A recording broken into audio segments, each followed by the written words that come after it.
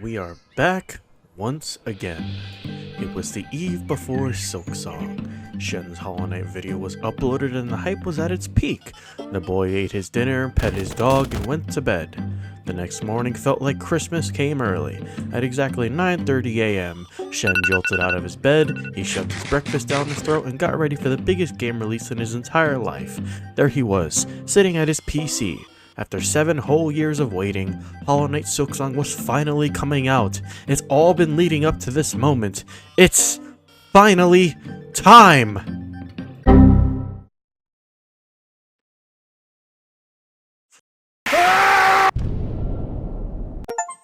And now it was time. After so much perseverance, pain, and pure copium, Shen finally got to play Silksong.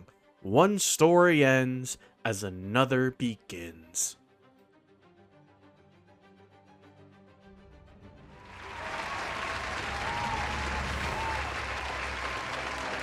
Hello everyone, how are we today? As you all may have noticed already, I am in a very good mood. Why that is should be more than obvious. Hollow Knight Silksong has finally released. It's here. After 7 whole years of waiting, it's finally here. It doesn't feel real. It's sitting in my Steam library right now with around 100 hours into it, and it still doesn't feel like it. I feel like I'm in an everlong dream that I never want to wake up from. After recently completing the game, I decided to go back and play it again immediately. I was halfway through my second run, then I realized, wait, I need to make a video on this game. I am so sorry. Well, here I am. My bad, guys. I'm sure you all miss seeing this beautiful face, right? Right? This is what you subscribed for this. This $1 million hunk of masterpiece and greatness, right? Subscribe. To put this in the best way possible, we've got another masterpiece on our hands. The game has not only recaptured the magic of the original, but has taken it to an astronomical level. My expectations were exceeded tenfold, and I couldn't be happier. I got everything I could have wanted out of this game and more. I hope you don't expect too many negatives out of me today. This is kind of like a glazing session. This video is 95% positive. I didn't want to wait this long to not gush this hard, you know what I mean? I don't want to waste any more time though. Let's ascend to the kingdom of Pharloom and talk about why the wait was more than worth it.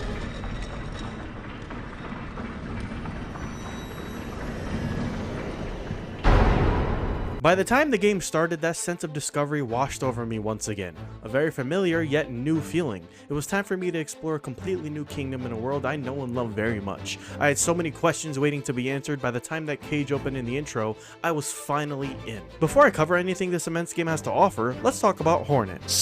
Hornet's movesets fundamentally change everything. Even her regular needle strikes feel way more different than its predecessor. Her swings feel a little slower and her pogo is completely different as well. Instead of just a down slash, we're going diagonal with this one. It took a bit for me to really get used to this, especially during the platforming sections. I got so frustrated trying to figure out how to consistently pull it off, but it felt so good to master. Every hit somehow feels more satisfying this time around too. Most of these are what Hornet uses in the original boss fight. Silk Spear, Threadstorm, and even her counter cross stitch, which is my personal favorite. The new moves, however, are really sick. We have double the spells this time around, and I had fun swapping through all of them. This game would have been totally fine with just these, but then we have the tools. These basically replace the charms from the first game, and I find them infinitely better, and build variety has never felt this fun. I found myself using almost every single offensive tool I could find, even the really bad ones, just because they were funny. Now, remember when I said move sets? Yes, that was intentional. I'm not that stupid. I meant that in a plural tense because we have the crests now. These are all different movesets that entirely change the way Hornet attacks. I did not expect these at all. It was insane when I found my first crest because once again, build variety has so many different possibilities this time. Want to feel like the original game? The Wanderer crest is for you. Want a greatsword style moveset that steals silk when you hit enemies? Reaper crest, my friend, which is my personal favorite. Another fun fact, you only get one charged attack. At first I was a little disappointed in this, but then I learned that each crest has its own different charge attack and was completely alright with it. There's so many options at your disposal with everything I just mentioned, which gives the game so much replayability already. I also love Hornet's personality in Silksong. She feels very reserved but has compassion for her friends she makes during her journey. I enjoy how quick she is to snap at somebody who threatens her or does her any wrong. It was cool to see our main character actually talking this time around. Unfortunately, however, she does not say Shaw a single time. I'm sorry to bear the bad news. This game gave me a newfound appreciation for Hornet. I already liked her, don't get me wrong, but in this game, she's just great.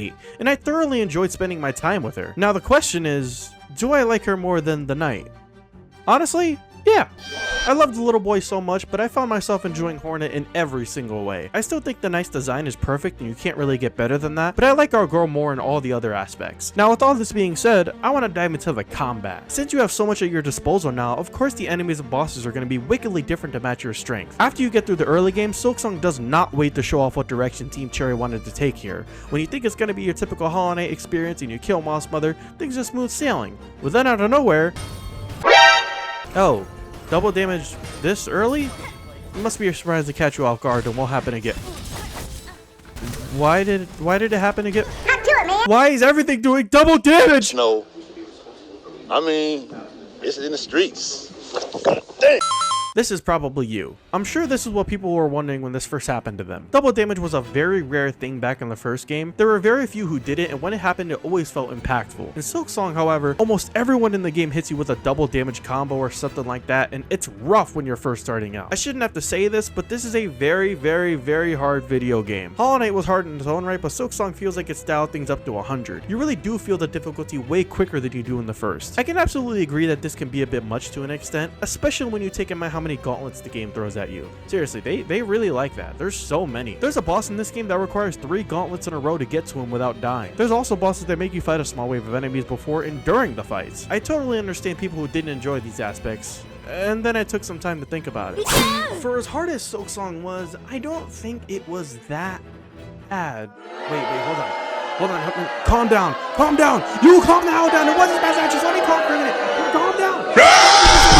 Okay, so like I said, I understand people's grievances with this, but as the game went on, I truly started to understand why Team Cherry took this direction when it came to the balancing. As I got stronger and the game was truly starting to click with me, I was really turning it on its head. It didn't take that long either. Most of the enemies doing double damage really made sense to me now. Take these things in mind real quick. Every single aspect of Hornet's gameplay is expanded on and she's a completely different beast here. You heal 3 of your masks this time, which can also be done in midair. You move exponentially faster. You have an abundance of tools you can use, way more traversal options, movesets, and overall this is not like our previous protagonists at all. Fights in the first game didn't get too crazy because the knight's moveset itself wasn't too crazy. Sure, there were a few wild bosses here and there like Nightmare King and Absolute Radiance, but they were all built for your moveset. At least most of them are. It's the same for Silksong.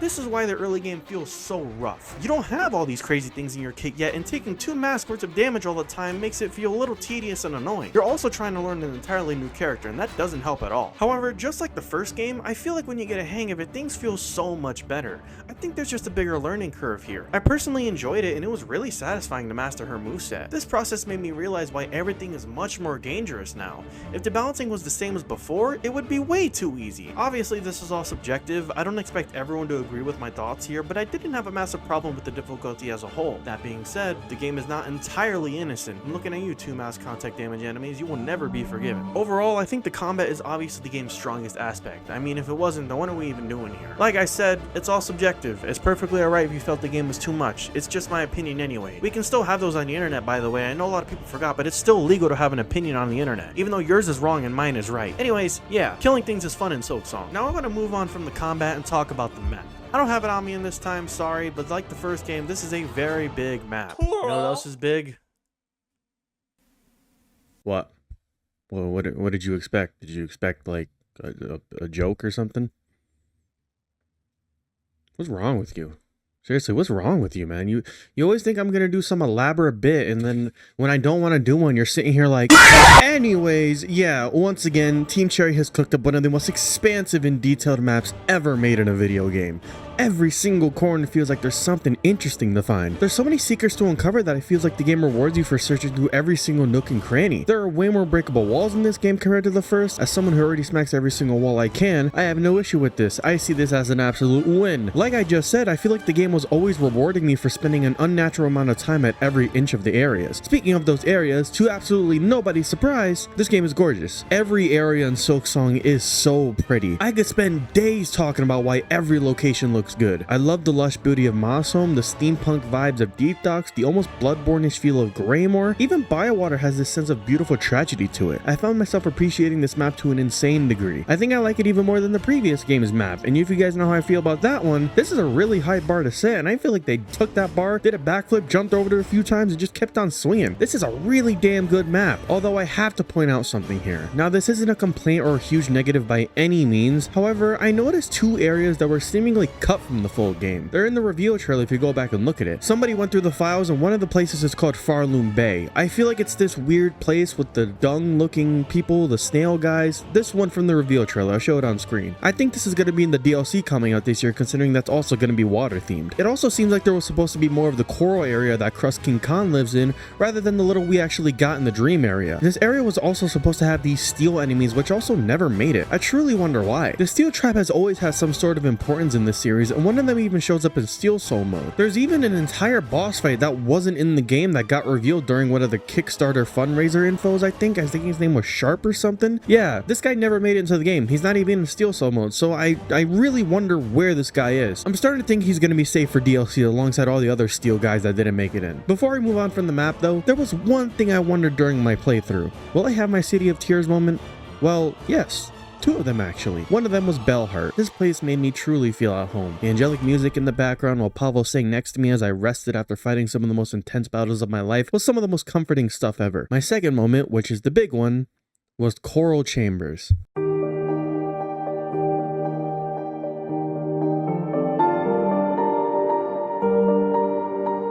By the time I stepped into this area, I knew this was the one. The Citadel is full of endless amounts of tragedy and horrible things, yet there's still beauty to be had in it. I believe Coral Chambers is that beauty. The music may be my new favorite track in the entire series too, and honestly, one of my favorite tracks in all of video games. It was absolutely my new City of Tears moment, and I'll never forget it. Silksong now has multiple villages and settlements you can visit and meet a wide array of characters. This is something the game substantially improved on over the previous. While Hollow Knight did have a bunch of memorable characters in itself, this game has double the amount of allies I became so incredibly attached to. I expected to be emotionally attached to the cast already, but not to this degree. Almost all of the characters I met made me fall in love. Chakra's singing always gave me this feeling of comfort and salvation in these harsh lands. Sherma never fails to amuse me every time he's on screen, and I mean every single time. There's also Garmin and Zaza, Forzato and Ballo, Grendo, Moo, Fixer, Flick, Second Sentinel, and the Fleet Caravan. They're not the grubs, but I still love the fleas. They're great. It doesn't matter if they were minor or major either. I pretty much loved everyone I met on my journey. There's a character in Act 2 who's endlessly running on this treadmill to keep this massive machine working. All he gets for an award is a single rosary after running for a horribly long time. I felt so bad for this character, and I was hoping I could free him or there's some kind of quest line I can do to get him out of there. I was deathly wrong. I sat there and mourned this random worker as if I knew him for a long time after I found out he died. I got super attached to this guy who barely said anything to me. I can't stress my love for the Silksong characters enough. I would protect all of them with my life. No, absolutely not. You need to get out of here. The new side quests introduced in Silksong are a nice detour from the main stuff. They're nothing groundbreaking, but I still had fun doing them. Most of them. I think it's time to talk about the bosses now. Hollow Knight's boss roster is one of the strongest ever made in my opinion. So going into Silksong, my expectations were pretty high in this regard. I wanted bosses who were ready to tear me a new one. And I'll tell you right now, I got all of that and even more. This game's bosses are some of the most memorable encounters I've had this entire year. Some are much better than others though. If we have to guess something like Plasmified Zango for Widow, that's more than a fair trade in my opinion. Team Cherry got pretty experimental with some of these fights. I mean, look at Fourth Chorus. This guy's literally not animated the same way because of how big he is. We never got something of this scale in these games before, and I adored this fight. It's simple, not really hard at all, and the way you can actually kill him is some of the most cinematic and awesome stuff ever, dude. It's just so cool. They've taken the already perfect formula and push it to even greater heights to create some of the best fights they've ever cooked up. My personal favorite had to be Phantom. This girl's a 10 in every category. Presentation, moveset, music, design, build up. It all wraps up into one of the coolest endings to a fight ever. The bosses really thrive off the combat system. I was consistently using different methods to secure my victory. Of course, there's the traditional humanoid type fights like First Sinner and Lace, and there's the bigger creature type ones like Grohl the Great and Crawfather who sometimes summon minions, and it requires you to get you a little creative with your crests and tools. Learning what worked best for each fight felt so satisfying. I was swapping through tools and crests like it was nothing. I was really thriving off of this system and making the most optimal ways to kill these guys. It was so fun, man. Now I will say there were some fights in this game that I did not enjoy too much. I'm gonna say this in the nicest way possible. Whoever designed the Savage Beastfly deserves a pipe bomb in their mailbox. The Savage Beastfly is the single most egregious thing I've ever seen in my life. The Savage Beastfly kicks dogs. The Savage Beastfly says slurs on Twitter. The Savage Beastfly is the type of person to eat both sides of the Twix and looks you in the eye and says, "Now can you get one for us?" Because he's a greedy, fat, horrible piece of Sorry guys, I went somewhere. Let's just get back to possibly the most important thing about Silksong. The music. The entirety of this game flows with its phenomenal soundtrack. I mean, the game is literally called Silksong. If it wasn't this way, then I think something would be gravely wrong. I mentioned them before, but Chakra and Sherma are always singing their iconic songs to let you know that they're there. Not just that, but with Hornet's Needling, you can make all the NPCs and even the enemies and bosses sing a tune that gives you a little bit of their history and what motivates them on their adventures. With all this in mind, the OST itself is immaculate. I can't believe some people are saying it wasn't that good or it was underwhelming. Like, I know what I said about subjectivity earlier, but let's not kid ourselves here. This soundtrack is yet another masterpiece that Christopher Larkin has absolutely cooked up. He's made a new batch of background music for video essays for the foreseeable future. Jokes aside, the tracks continuously made me feel immersed. They have so much character poured into them to the point where somebody who's never seen the levels before could probably accurately visualize the place the music is associated with. The story of Silksong was also a completely different approach compared to the first game. Makes sense considering we have a new main character who's actually talking to people and has a lot more to work with in general. It's similar in the sense that we're both trying to save a doomed kingdom, but now it feels like we're much more involved and the stakes have never felt higher. Back in Hollow Nest, it was already screwed for a while, but with Pharloom and the Citadel, we can actually save these people from the impending doom. The impending doom in question being Grandmother Silk. For now, we'll get to it. This character feels eerily similar to the Radiants, a godly being who has forceful control over things with an infection slowly spreading across the land, both female too. I enjoy how much more involved GMS is with essentially everything. Not trying to say Radiance isn't, she still has a big role in her game, but GMS's impact is felt almost every single time you're walking around. Not trying to say Radiance isn't, because she definitely is, but GMS's impact is felt at almost all times, especially the Citadel, since she was essentially the sole reason why it was even made. Her actions gave us a very tragic series of events. There were entire kingdoms lost just to build this place to contain her. We see hints of it everywhere. I mean, look at the Green Prince. This guy is a prime example of the sacrifices that were made under her rule. It hit me like a stack of bricks when I discovered why the cogwork dances ended in such a depressing way. I'm gonna try to make this the simplest explanation I can, because going into tangents is ridiculously easy with this story, which isn't a bad thing, by the way, and I could totally be wrong with what I'm about to say, so feel free to correct me at any point. You ready? Grab a snack or something, because I'm gonna go crazy, all right? GMS creates the Weavers by giving bugs higher intelligence. The Weavers decide to rebel against her for likely a multitude of reasons. It could be that they were tired of being under an oppressive force, or were furious finding out about their true nature. First sinner was, the first sinner to revolt against GMS and was punished severely. Eventually, the Weavers lulled GMS to sleep to have the Citadel to temporarily contain her to figure out how they were fully going to get rid of her, because putting her to sleep was only a temporary solution. After a failed attempt at creating their own version of her and a snare they couldn't figure out how to even use, they just kind of dipped and let the common bug take care of it. Hey, so we couldn't figure out how to take care of Big Mama, so here's a few instructions and good luck. Praise Silk. What? The Weavers abandoning Pharloom basically sealed the common bug's fate and made everything a complete mess. A corrupted society ruled by the conductors who used Silk as currency under the belief it would make them immortal. Silk more or less became a religious symbol worshipped by everyone. When they inject Silk into themselves, it makes it stupid easy for Grandma up there to take control of them so she can send the bugs to find the Weavers to regain her power. This all leads to Hornet being captured, which is why she's even here to begin with. Now during this time, GMS actually created two beings entirely made of Silk. Instead of just injecting some Silk into regular bugs, these two were complete creations birthed from her. These two are Phantom and Lace. Lace is probably one of the most tragic cases and the second most important character in the story. She's pretty much our Hornet to, well, Hornet, the rival of the game if you will. When we learn of her true nature and why she's so resentful towards Hornet and GMS, she becomes an instantly sympathetic character. Also, I noticed that Phantom looks a lot like Hornet. I don't know if that was intentional or if that was something that GMS tried to do. I'm not sure, but Phantom herself is just super interesting. But imagine being Lace. You're not seen as a child. You're expected to be nothing but subservient to her without a real choice, since you need what you're made of to stay alive, and who's gonna give it to you besides, you know, GMS? Lace exists as nothing but a tool to GMS at first. Seeing how neglected her sister Phantom was and learning her purpose was given to her unwillingly, of course she would resent her creator, especially when she sees the person said creator wants more than her own daughter. I will say there is a maternal love hidden deep within GMS towards Lace. It's just unfortunately never truly shown until her very last moment in the depths of the void. Speaking of, my jaw dropped when the snare opened up and the void tendrils exploded out of it. I didn't think there would be that many callbacks to the previous game. Maybe a few nods here and there, probably Mr. Mushroom because, you know, he's hilarious. But by the time Act 3 started, I was getting hit left and right with references of the past, and I couldn't stop freaking out with every single reveal. Snail Shaman's returning as a little plot twist was great, and everything about the red memory made me literally scream in my chair. Seeing the Hive Queen who trained Hornet, seeing her mother, Hera the Beast, tell her that she can forge her own path, it was so cool. But as hype as these reveals were, the void is still the void. Many of our favorite characters suffer because of what we unleash. Some of them even become corrupted by it.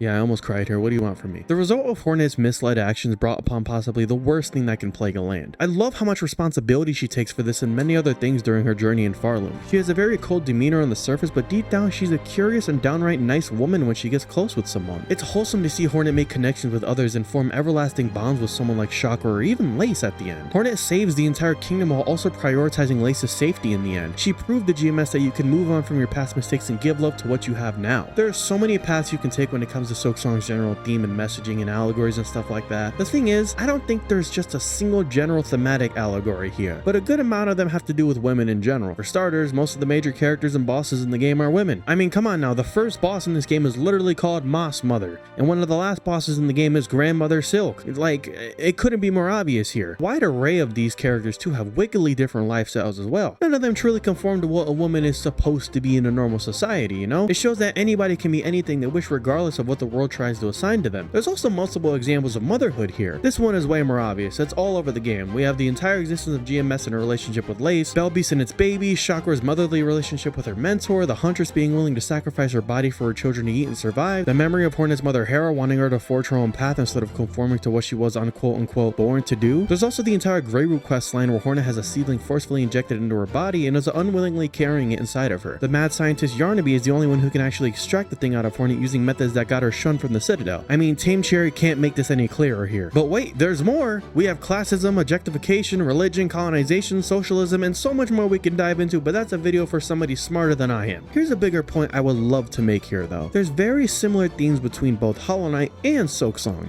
and that is parenting. We've seen time and time again these higher beings like the Pale King and Grandmother Silk bringing their children into the world for a specific purpose. A purpose that only benefits the parent, not the child. The Knight initially started its journey with a purpose given by their father to become a new vessel. However, they strayed away from that and discovered that they could make their own change and finally free their siblings while also saving Hollownest. Hornet was initially born to be a ruler of her own tribe, but again, her mother told her to forge her own path before she became a dreamer. After this, she goes from being the protector of Hollownest to the savior of Pharloom and saving Lace, who she probably heavily related to. These two heroes are two sides of the same coin who go on to do bigger and better things in the world, while also helping each other out in the process. An inseparable sibling relationship that'll always have each other's back no matter what. This is what it means to be family. Hero! Zanzibar!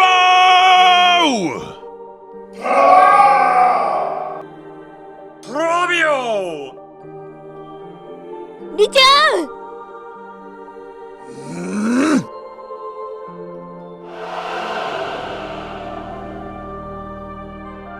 Quiero.